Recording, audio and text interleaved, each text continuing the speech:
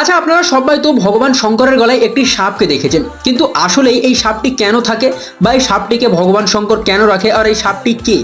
আপনারা জানলে অবাক হয়ে যাবেন যে এই সাপটির নাম হচ্ছে বাসুকী নাগ। আর এটা সমুদ্র মন্থনের সময় এই বাসুকী নাগকে ভগবান শঙ্কর গলায় নিয়েছিল। আসলে কথা হচ্ছে এটা যে সমুদ্র মন্থনের সময় যখন দেবতারা আর রাক্ষসেরা বা অসুরেরা দড়ি খুঁজে পাচ্ছিল না, ঠিক তখনই এই বাসুকী নাগকে দড়ি হিসাবে ব্যবহার করা হয়েছিল। রাক্ষসেরা তার গলার দিকটা ধরে আর দেবতারা তার লেজের দিকটা ধরে টান দেয়।